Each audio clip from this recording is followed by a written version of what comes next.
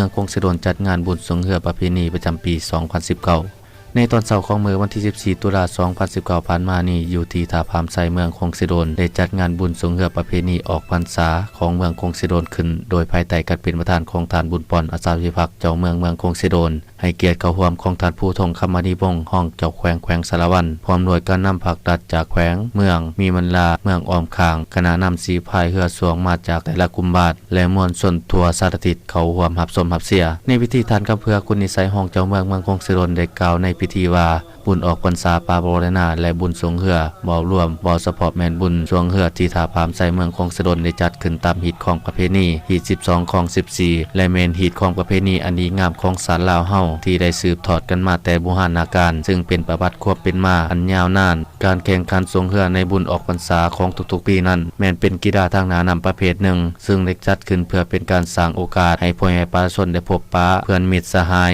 ญาติพี่น้องที่มาจากทั่วสารทิศได้มาพักผ่อนหย่อนใจภายดังที่หมกมุ่นกับการผลิตเขานาปีตลอดหลายเดือนที่ผ่านมานอกจากนั้นก็ยังเป็นการสร้างโอกาสให้แก่พ่อแม่ประชาชนเต่าโฮมความสามัคคีซึ่งกันและกันอีกด้วยและเป็นโอกาสที่ดีจะได้พบปะสังสรรค์ได้เห็นความสามัคคีพร้อมเพรียงของเราหนุ่มนักสีพายได้แสดงความสามารถทั้งยิงและชายออกสู่มวลชนได้ชื่นชมได้เชียร์กันอย่างเบิกบานม่วนซื่นและเฮ็ดตามฮิตของประเพณีที่ปู่ย่าตายายทุกรุ่นคนได้สืบทอดกันมาแต่โบราณกาลจากรุ่นนี้หารุ่นใหม่จนถึงปัจจุบันสำหรับปี 2019 นี้บุญสงเหือที่เมืองคงสิโดนมีเหือที่เข้าร่วมแข่งขันทั้งหมด15ลำ24คณะยิ่งเก่าคณะรวมมี4รุ่นคือรุ่นใหญ่ประเพณี31-35สีพายมี4ลำเหือกลาง